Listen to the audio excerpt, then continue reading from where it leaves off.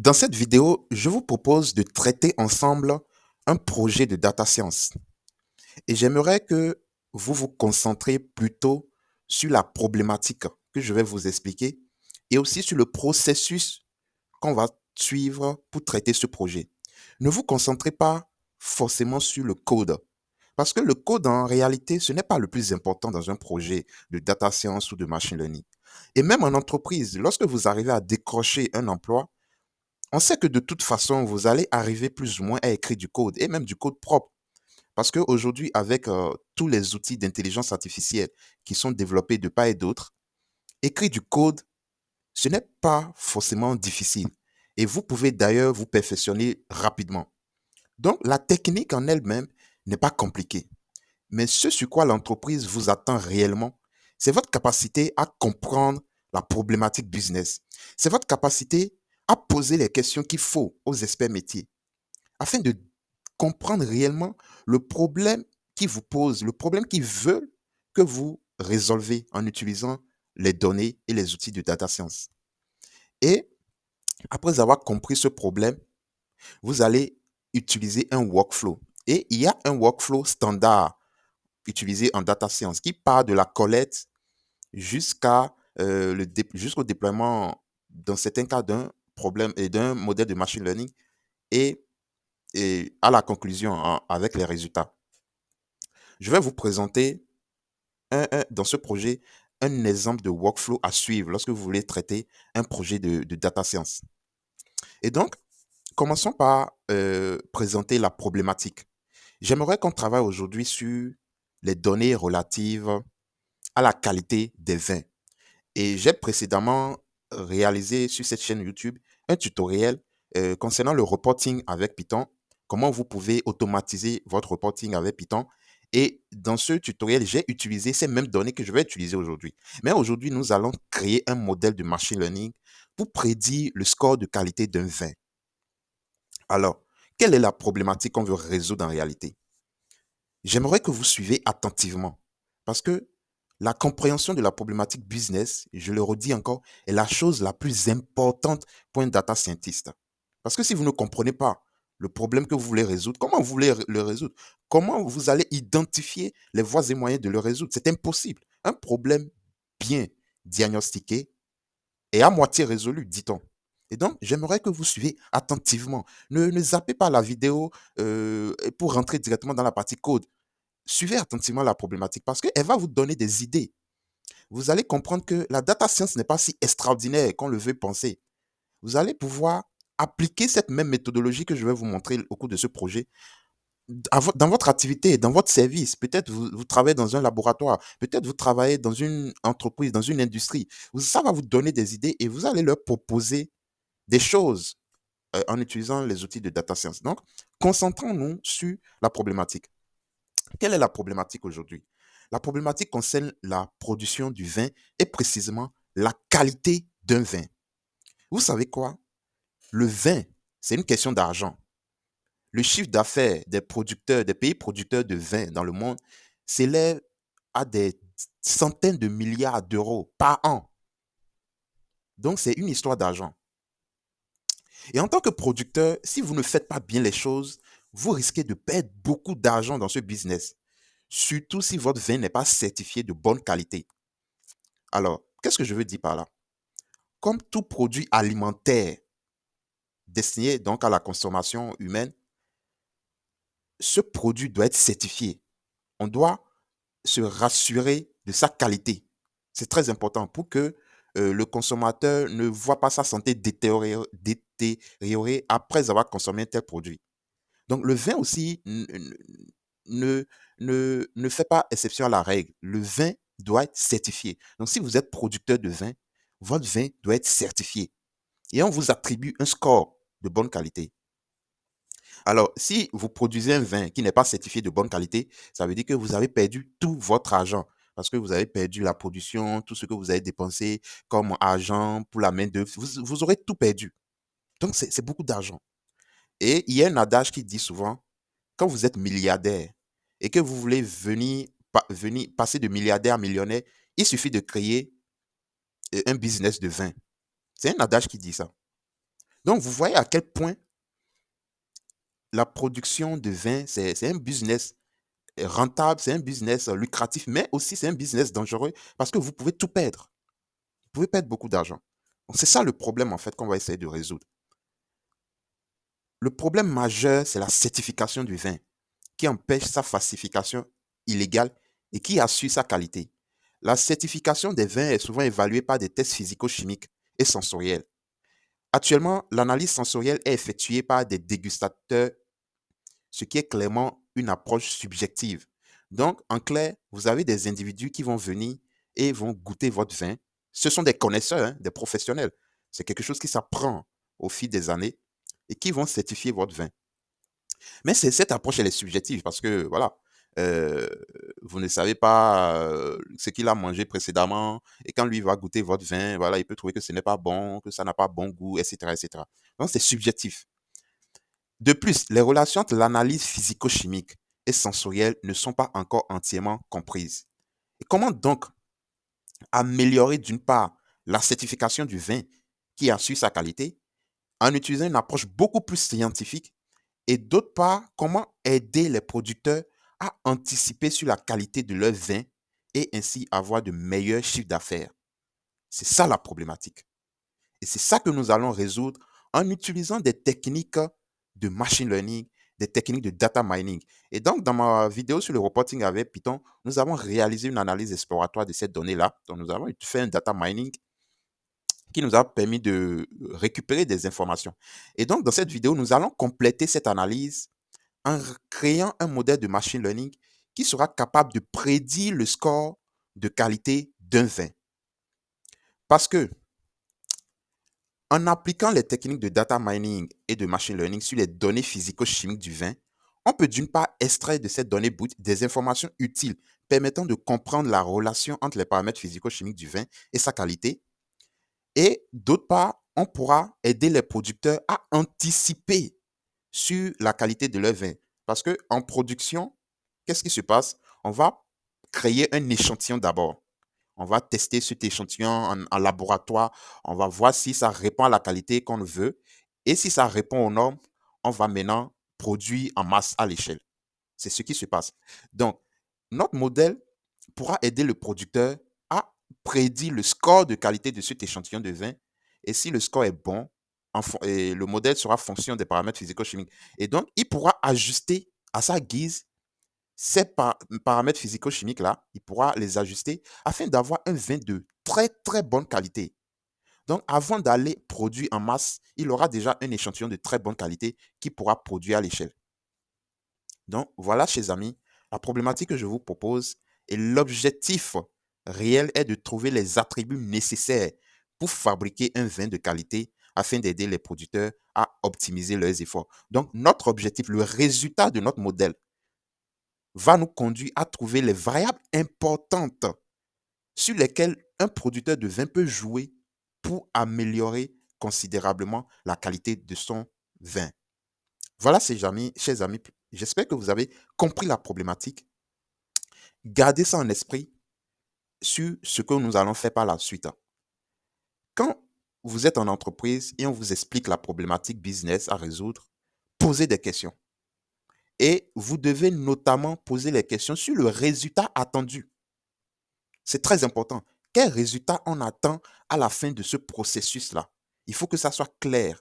Ici, notre résultat qu'on attend, c'est de trouver les attributs nécessaires, c'est-à-dire les variables importantes qui jouent sur la qualité d'un vin, afin d'aider les producteurs à optimiser leurs efforts. Maintenant, pour traiter un projet de data science, d'habitude, nous commençons par la compréhension de la problématique business. Et c'est ça que je viens de vous expliquer. Ensuite, nous passons à la collecte des données, à l'analyse exploratoire, au pré-traitement des données pour les mettre dans un format adapté aux algorithmes de machine learning. Nous passons à la modélisation en elle-même et nous obtenons maintenant les résultats du modèle et nous passons à la conclusion. Nous allons suivre ce processus et j'aimerais que vous suivez attentivement. D'accord? Donc, sans plus tarder, commençons par importer les librairies. Je précise que je travaille ici dans Google Colab. Google Colab, c'est le Jupyter Notebook du cloud de Google. Donc, ce qui est intéressant, c'est que vous n'avez pas besoin d'installer quelque chose. La plupart des librairies utilisées en data science sont déjà installées. Il suffit de les importer seulement. Mais vous devez avoir Internet naturellement parce que c'est dans le cloud, c'est en ligne. Et donc, si vous n'avez pas une connexion Internet stable, je vous conseille d'aller utiliser Jupyter Notebook de Anaconda, par exemple, ou bien Visual Studio Code. Donc, je viens d'importer mes librairies. J'ai importé Pandas, NumPy, Matplotlib, Seaborn et plusieurs fonctionnalités de la librairie Scikit-learn, Scikit-learn, qui est la librairie, d'après moi, la plus utilisée en machine learning. Maintenant, concernant nos données, les données que je vais utiliser proviennent de UCI Machine Learning Repository. Je vous ai mis le lien dans la description de cette vidéo. Vous allez pouvoir aussi charger les données. C'est des données sur la qualité du vin. Et il y a deux types de vins utilisés ici. Il y a le vin blanc et le vin rouge. D'accord?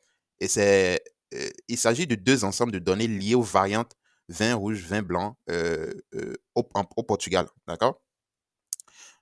Et il y a et ces deux jeux de données ont le même attribut. Donc, je vais vous présenter les attributs. Il y a l'acidité fisse, l'acidité volatile, l'acidité critique, le sucre résiduel, les chlorures, etc., le pH, la densité, les sulfates et le taux d'alcool. Donc, il s'agit des paramètres physico-chimiques et ce sont les variables indépendantes.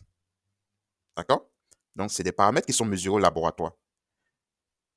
Donc, si par exemple, vous travaillez dans une industrie agroalimentaire qui est un produit, là-bas aussi, vous pouvez faire des tests physico-chimiques et récolter de la donnée.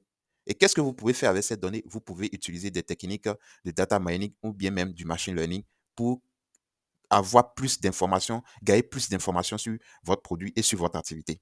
Donc, ce projet que nous allons traiter, vous pouvez appliquer la même méthodologie dans beaucoup de domaines.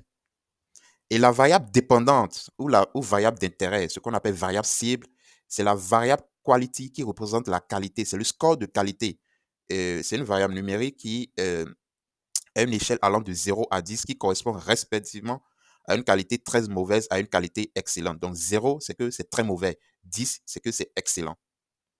Donc notre modèle sera chargé de prédire cette variable-là, connaissant les variables indépendantes que sont les paramètres physico-chimiques. Donc naturellement, avant de commencer par créer le modèle, la première chose évidemment, c'est d'importer les données. C'est ce que je vais commencer par faire. Donc je vais importer mes données, je vais créer une data frame RED pour importer les données du vin rouge. D'accord? Donc les données du vin rouge, je vais venir dans le répertoire, la source des données ici. Je clique sur Data Folder et Wine Quality Red CSV. Ça représente le vin rouge. Donc je vais copier le lien, l'adresse du lien et je viens coller ici. D'accord? Mais attention, le séparateur de ces fichiers-là, CSV, c'est le point virgule. Donc, je mets bien point virgule. D'accord? Et je fais la même chose pour le vin blanc. Donc, je vais dire white égale, puis dire with CSV. Je fais la même chose pour le vin blanc. Bon, je vais dézoomer un peu. Je fais la même chose pour le vin blanc. Copier l'adresse du lien. Et je précise que le séparateur, c'est le point virgule. Une fois que j'ai ça, j'exécute. Je peux afficher les premières observations. Vous voyez, donc j'ai mes paramètres physico-chimiques et à la fin, j'ai la variable cible qui est la qualité. Je fais la même chose pour le vin blanc. Donc, ça se présente de la même façon. OK? Je peux regarder la structure. Donc, pour le vin blanc, j'ai 1599 observations et 12 colonnes. Et je fais pareil. Pour le vin rouge plutôt, je fais pareil pour le vin blanc. J'ai 4898 observations et toujours 12 colonnes. Donc, toutes mes variables sont numériques, à part la variable cible qui est. D'ailleurs, toutes mes variables sont numériques, mais les variables indépendantes sont stockées en tant que float, donc des décimaux, et la variable quality est stockée en tant qu'entier naturel. Donc, une fois que j'ai ça, je remarque que j'ai deux jeux de données comme ça et moi, je veux prédire la qualité. Je ne vais pas construire deux modèles. On est d'accord? Je ne vais pas construire deux modèles. Donc, ce qu'il faut faire, c'est de combiner, de concaténer ces deux data frames. De toute façon, elles ont même colonne. Donc, pour le faire, je vais d'abord créer une variable que je vais appeler type de vin, ou bien wine type, qui sera égal à 1 si c'est du vin rouge et 0 si c'est le vin blanc. Donc, je vais dire red wine type, des types de vin, une fois en anglais, en français plutôt, type de vin égale 1 et red, type de vin égale 0. Attention, je dis 1 si c'est donc white ici. 1 si c'est le vin rouge et 0 si c'est le vin blanc. OK? Une fois que j'ai fait ça, maintenant, je vais concaténer les données. Donc, je vais créer une data frame que je vais appeler df. J'utilise la méthode concat. Donc, df.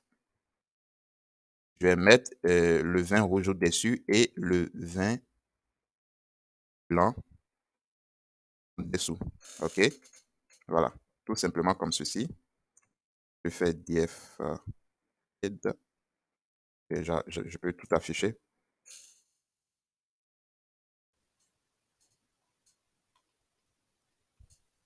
Voilà. Je peux afficher les informations, la structure, ma data frame DF. Maintenant, j'ai 6497. Et si vous faites 4898 plus 1599, vous allez trouver effectivement 6497. Donc, ma data frame globale a 6497 observations. Maintenant, passons à l'analyse exploratoire. Ici, nous n'allons pas faire une analyse exploratoire exhaustive. J'ai plusieurs vidéos sur ma chaîne YouTube où je vous parle de comment réaliser une analyse exploratoire des données. C'est très important de bien faire une analyse exploratoire des données pour comprendre effectivement vos données avant de passer à la modélisation. Et sur ce même jeu de données, comme je le disais en introduction, j'ai déjà réalisé un tutoriel concernant le reporting avec ce même jeu de données. Dans ce tutoriel, j'ai créé une vidéo où j'ai parlé uniquement de l'analyse exploratoire de ces données-là. Bon, notamment du jeu de données du vin rouge. Donc, vous pouvez faire la même chose pour le vin blanc, c'est pareil. Donc, ici, ce qu'on peut faire quand même, c'est au moins faire un résumé statistique. Ça se fait rapidement avec la méthode Describe. Donc, le résumé statistique, il est là. Donc, j'ai les statistiques comme les cas types, la moyenne, le minimum, le premier quartile, la médiane, le maximum. Je peux aussi regarder est-ce que j'ai des données manquantes. Donc, le nombre de données manquantes par colonne. Donc, je n'ai pas de données manquantes. Et je peux regarder aussi ma variable cible. Donc, BF, ma variable cible, elle s'appelle quality.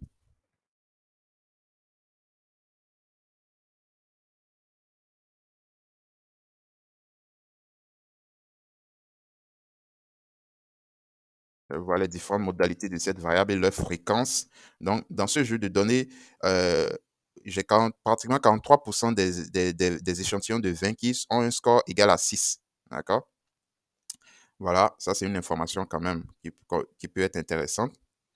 Et je peux tracer maintenant les histogrammes. Je peux tracer les histogrammes.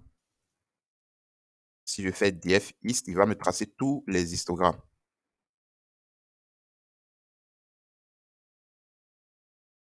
Voilà, je vais agrandir un peu pour que ça soit beaucoup plus visible.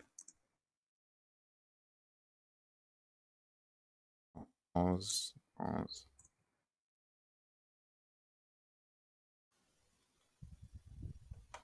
Donc là, vous avez l'histogramme de chaque variable de mon jeu de données et vous pouvez interpréter ça à votre manière. Maintenant, on va faire une hypothèse. C'est juste pour vous montrer quel genre d'analyse vous pouvez faire. On va supposer qu'un très bon vin a un score de qualité supérieur ou égal à 7 et un vin de faible qualité a un score de qualité inférieur strictement à 7. Dans ce cas, il serait intéressant de comparer les statistiques des variables pour ces deux groupes de vins. Donc, ce que je vais faire, je vais créer le jeu de données, donc filtrer ma data frame de telle façon à avoir uniquement, dans un premier cas, les données où la qualité est supérieure à 7, donc supérieur ou égal à 7 bien sûr, d'accord? Et je vais faire le résumé statistique.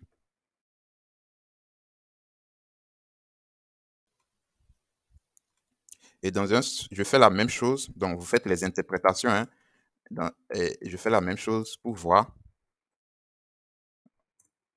pour les vins de faible qualité selon mon hypothèse et je vais regarder si j'ai à peu près les mêmes résultats, d'accord? À peu près les mêmes résultats. Donc, par exemple, regardons le taux d'alcool. Le taux d'alcool médian pour les vins de qualité supérieure ou égale à 7 est de 11,5. Et ce taux d'alcool, il est de 10.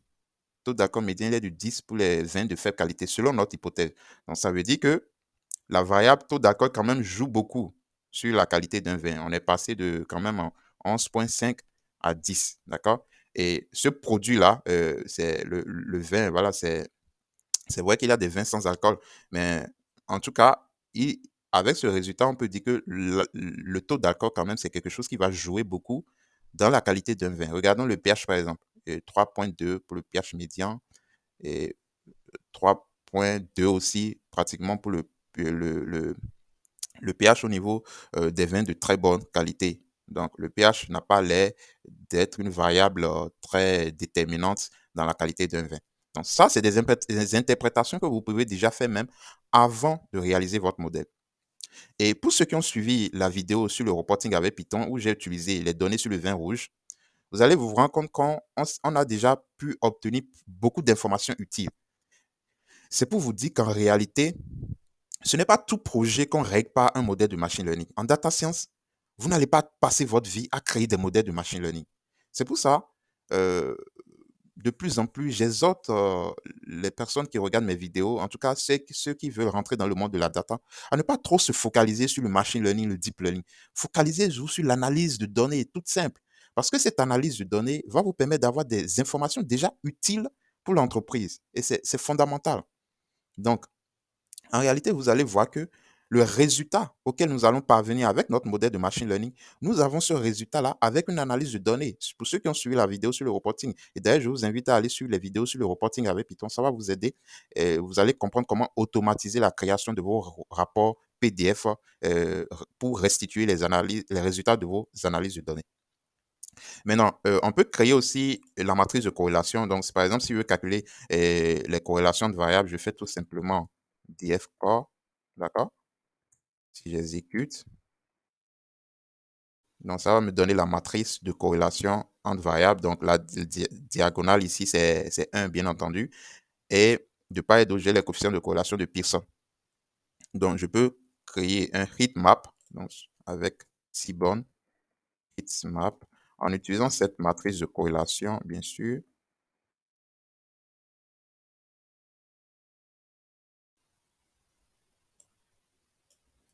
Voilà, et il me crée la matrice de corrélation. Mais bon, vous voyez, c'est pas tellement bien lisible, ok?